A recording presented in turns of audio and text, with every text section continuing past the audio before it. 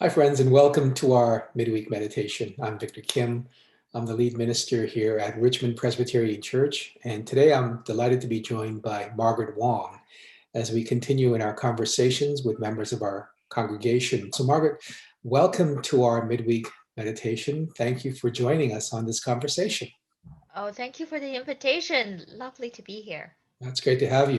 People may know that you've been part of our worship team at some points during this pandemic, that you've helped to tape our services and things like this. You've also helped out at the church during the outreach meals that were prepared last summer. So you're quite involved in the church, and you're also on the board of managers at this current time. So we thank you for all that service, but they may not know a lot about you actually personally. So why don't we begin there, Margaret, and say, can you tell us a little bit about who you are? Where did you come from? Where were you born? Tell us a little bit about your family that you grew up in. Maybe some of the things that maybe you had some dreams while you were growing up, saying, when I become an adult, this is what I want to do.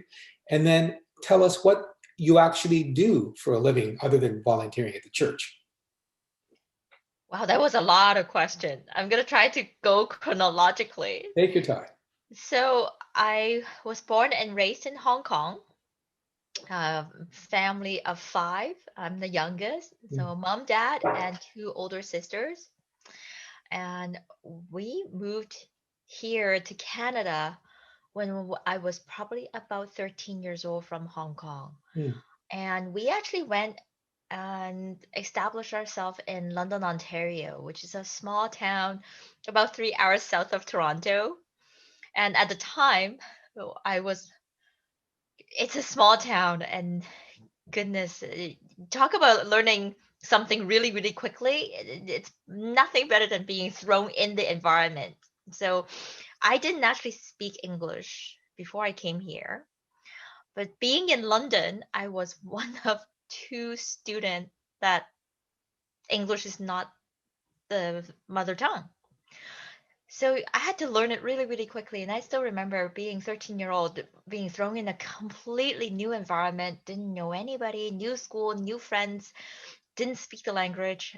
There was a lot of jokes that other boys were teasing me that I didn't even know. And there were assignments that were being assigned, and I have no idea what was that all about. And I still remember the one time, it was probably about 2 weeks after I got into school, and I think the teacher mentioned something, oh, there's going to be a quiz the next day. And I just start bursting into tears because I picked up the word test and I had no idea what the test is all about. So I had some really, really good teachers, really good mentors. I was being invited to actually do extra English classes, ESL, all of that. I ended up skipping a year because I was catching up so fast, and my math skill from being trained in Hong Kong was way advanced than in Canadian system. So I end up basically skipping a lot of school. So by before 17, I actually got accepted to UBC. Mm. I moved here when I was 16 all by myself with two suitcases from London, Ontario to Vancouver. It People nowadays when I tell the story, they think, "Wow, you are so brave." You All I can say is it wasn't so much about being brave, it's more ignorance because you don't know what you don't know, and when you don't know, you don't even know how to fear. If I had to do it again, I don't think I would. I don't think I could. But at the time it was just more excitement. So I actually I actually never even got applied to UBC. It was more so I got accepted in University of Western Ontario with full scholarship. Mhm. And before I start my school term, this is end of July, I said to my mom, I said, I think I wanted to have a holiday before my university start. And she's like, okay, well, you can go to Calgary for 1 week and Vancouver for 1 week. Then you can come back to go to school. I'm like, okay, fair. So when I was in Vancouver, usually July is the most beautiful time of Vancouver, but that year, that summer, it rained every single day. Every day I was here, it was raining. So I was thinking to myself, okay, if the next day it was still raining, I'm gonna go to UBC. And then that's that. So I went to UBC because it rained, of course. I went to UBC and I didn't know how big the campus actually was. So I kind of got lost inside the campus. And then while I was walking around, I was thinking, okay, well, I just need to get a map so I can get out. So I went into this building that was straight in front of me. I walked inside. I was thinking, okay, I'm just going to get a map and then I'm going to go. While I was lining up, there was this gentleman that came out from his office and he said, well, what can I do for you? And at the time I was only 16. I was soaked. It was raining. And I said, well, I'm lost. I just needed guidance and if I could have a map. And he was like, oh, so you're visiting? I was like, yeah. I heard UBC has a great reputation. Got to check it out myself. Well, he's like, well, why don't you come into my office and I'll explain. And well, that I thought being 30-second stop turned into a 2-hour meeting. Hmm. And I have no idea who he was until much, much, much later that he was actually the dean and director of Faculty of Commerce. And basically, the long story short was he got me into UBC. I actually never applied, and I kind of end up here. And it's kind of like fate just brought me here. And he basically said, if you want to be here, I'll personally guarantee you your admission. Wow. You must have made Yeah, a good impression on him as a 16-year-old. I I I I guess. I mean, I didn't have any transcript. I didn't have any. I wasn't there with the intention of actually entering or enrolling into school. So when he actually offered me the position or offered me a spot, I kind of got scared. I was thinking, what did I get myself into? Like, I need to get out of here. Hmm. And I was thinking, okay, so I start negotiating with him, even at that time. And I said, yeah, the other school that I'm going into, they offer me a full scholarship. And it's like, So what can you do? I mean, you there's did that. And then I negotiate out of myself in writing all kinds of English exam tests like TOEFL and LPI and this and that. And yeah, he made a lot of exemption for me. So, anyways, it made it so much that I cannot resist being here because he also offered me the largest scholarship that was offered at the time. So that's why well, I'm here. Two suitcase and here. well again, he wouldn't have offered it if he hadn't had faith in you and believed in you. And sometimes it takes the generosity of just Yeah, one person to change our life. And it is. And actually, years after I graduated, I hunt him down in a way that I was looking through phone book. I was going through different channels, and I finally got connected with him again. And I had to ask. I said, "Why did you do it? Why? Why? Like, you took so much effort and initiative to submit my application. He had to convince the head of admission department to accept me as a student, and got me the scholarship. Like, why did he do it? And I told him, you changed my star. You changed the destiny of my life. You changed me. You changed not just my life, but my future. Everything.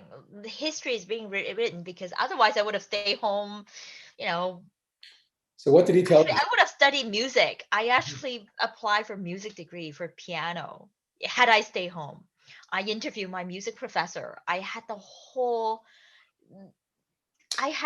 course picked out. I interviewed my professor. I pay my tuition. So what did this person tell you? What was his rationale for offering you that spot? He said, well, it sounded like you were there to check us out. And the thought of me not having a good student was just not acceptable. It's a story I wish could be told more often today, but of course today we're so kind of programmed into how we do admissions that I just don't know that someone would have the leeway to be able to do something like that. It I really is agree. it's a story of grace, isn't it? It is. It absolutely is. There's no reason why he had to believe me. I had brought nothing with me to prove myself.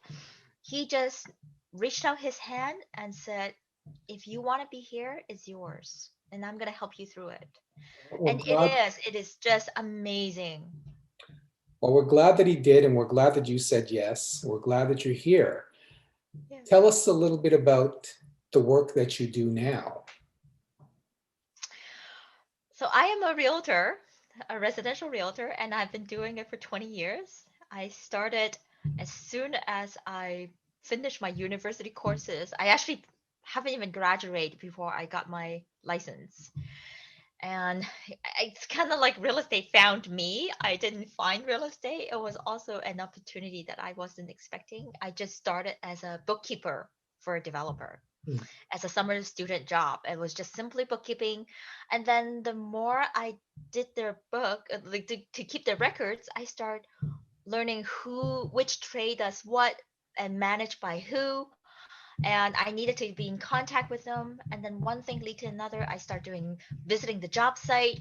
I met the general contractor, and I started actually working at the site, including cleaning up the sites, doing painting, doing this, doing that. So developers like, well, you're at the site every day. Why don't you just get yourself a license? And that's what I did. And I actually started working as a realtor from project marketing. And then I kind of worked my way into residential real estate. But I had a very, very humble beginning. And I, I know it's not a story I tell a lot of people, but when I started, I actually had no place to live. I didn't have a car. I was living at places that's about to be demolished. And there was a one builder that was very graceful, and he was my mentor as well. He was my very first mentor. He let me stay at a place that had no appliances. Everything was stripped. There was no stove, no fridge, no dishwasher, none of the modern luxury that we had. And I stayed there because I couldn't afford to stay anywhere else. And I still remember one night, it was the winter, middle of the winter. It was so cold, and that house was fueled by oil tank in Richmond, and it ran out of oil. And I was 21, and I had no idea what to do. All I knew at the time was I kept telling myself, "Don't fall asleep, don't fall asleep, because if you sleep, you might not wake up."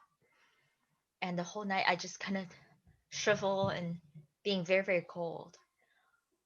So now I really have real appreciation of people who are in need, people who are less fortunate, be more compassionate and be more empathetic because I've been there.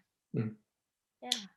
Yeah, I know personally that you've taken on a lot of charitable work, a lot of community support, and I think hearing your backstory kind of gives some insight into why, again, why these issues resonate with you.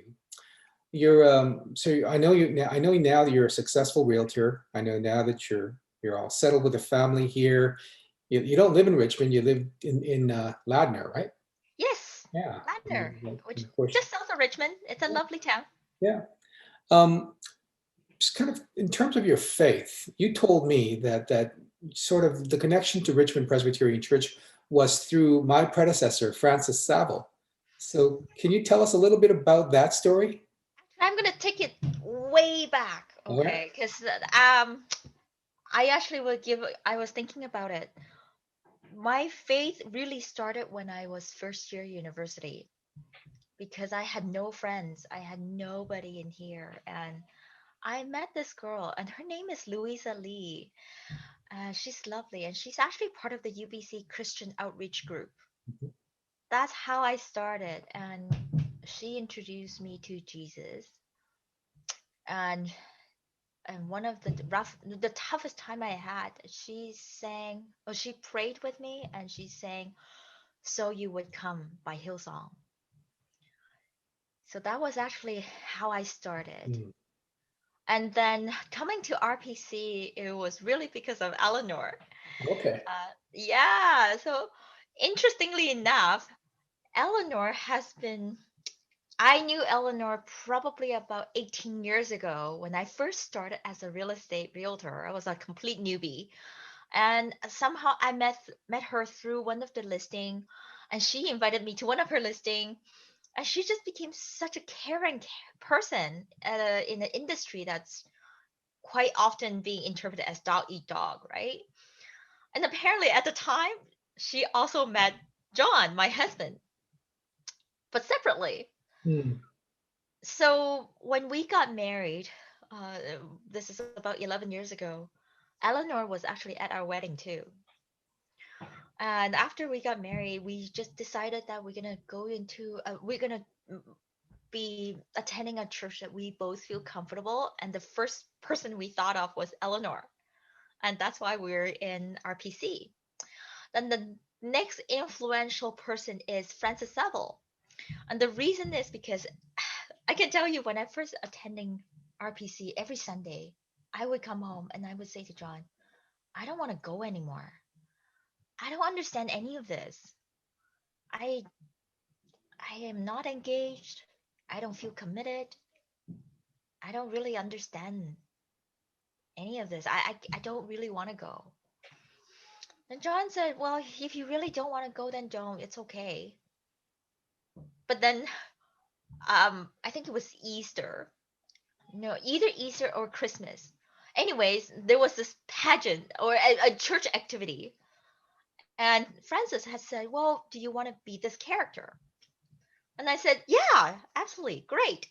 So I kind of promised that John and I will each take on a character on this church activity. Well, on the day of the actual activity, we both forgot completely, just totally slipped our mind. And all of a sudden, it dawned on me that we completely forgot about it. I felt so horrible. I was overwhelmed with guilt. And I went to Francis and I said, I am so sorry. We totally let you down and we left you on the spine and that you have to get somebody in the last minute and we really feel bad. And Francis said, you're forgiven. That moment, it just, I don't know what came over me. Just that moment, I just felt I understood. Good thing it So wasn't that me. was a critical moment. And in my mind, I knew I was clear. And I said, okay, I'm here now. I got it. It's a good thing it was Francis and not me, Margaret, because I wouldn't have forgiven you. That's a great story. It's a great story, and I am grateful for your being at Richmond as well as all of your family. So it's really been good to have you with us. Um, where where is your life taking you? What's on the horizon for you over the next little while? I know you had a big birthday recently. You don't look it, but you turned the big 40, right? Yeah. So congratulations on that. But where's your life taking you? What do you see yourself doing in, another 5 years or 10 years? For this birthday, yes, it's a big birthday, but I guess part of it is just at the stage of where my life is, but also maybe because it's COVID, I think it has a lot of impact in how I see life. It's left me a lot more time, and basically, I have to face the reality in a very different way that I wasn't even aware of. I think before, in my first 20 years, basically from 20 to 40, I was always go, go, go. In basically my first 10 years from 20 to 30, I was just in survival. Every day I get at work, I make things happen because I have nobody to rely on and I needed to make things happen. And I needed to create out of basically nothing. Mhm. And then from 30 to 40, it's like, okay, so now I have the new responsibility. I have a family, I have two children. I need to keep going to make sure that it's provided for, that I have an opportunity to make sure that if they needed something, I'm there for them. I felt like in the last 20 years, I really haven't had time to look at as a me as a person. I think also part of it is my upbringing with my parents' expectation is, well, this is how you should map out your life. This is our expectation to you, and this is how you should carry your life. There's a thing that you should do. You should be a good student. Then you should get to university. You should get a degree. Then you should get a job, get married, have children, and then look after children, and then you retire, and then that's it. So I have always been the high achiever because I feel like, okay, I need to always do the best I can. One, to survive, but two is to make sure that my parents are proud of me. But now this year, I realized it really put a level playing field.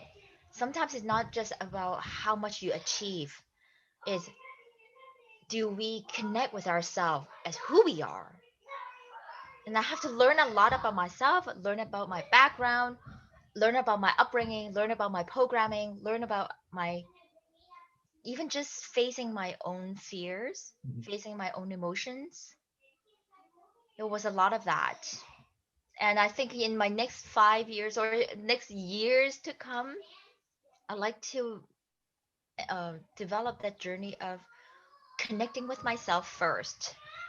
I feel like if I can't connect with myself and be true, be really, really true, not just the cliche saying, oh, be true, but actually be honest with myself on what I'm vulnerable on, what I'm fear, Mhm. and be absolutely honest with how I feel about things. That would be a journey of growth that I would like to see myself, and not just constantly trying to live up to somebody's expectations. Thank you for sharing that. I know that's very personal for you, and there's a lot of vulnerability there, and sort of in line with our Easter testimonials, there's a lot of risk involved. So I know that we need to bring this to a close. I want to thank you for just giving us a little glimpse into who you are, your background, your, some of the amazing things that you've experienced. And really, I think it's been a series of people in your life, whether it was that person at UBC, whether it was your first boss, mentor in real estate, whether it was Eleanor, who was Yep, there to kind of, take you under her wing a little bit.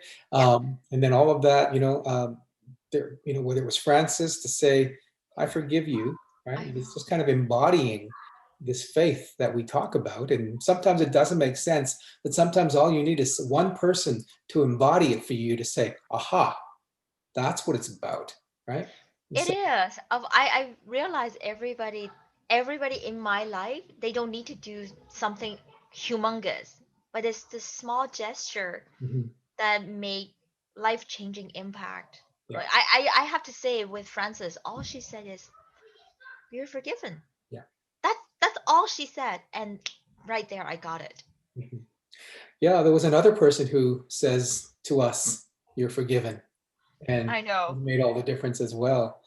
But I trust that for a lot of people in your orbit, it's been something that you've said or something that you've done, some way that you've served them that has made the difference for them as well.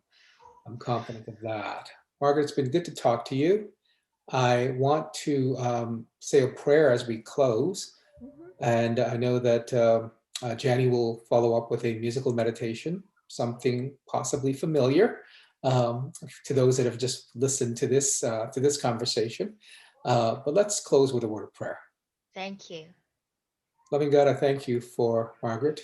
I thank you for her faith and for her spirit. I thank you for her courage and for her many, many gifts. And I know that throughout her life, you have watched over her, you have guided her, and you will guide her still as she enters into the next phase of her life, as she searches for deeper connection and understanding and meaning. I pray, God, that you would guide her, that you would watch over her, that you would strengthen her, and most of all, you would reassure her that she is your child, that she is deeply loved, and that God, that you will bless her so that she may continue to be a blessing to others. We ask for your prayer, we ask for your care for Margaret's family, for John and for Olivia and for Isaac. Watch over them and love them. This we pray in Jesus' name.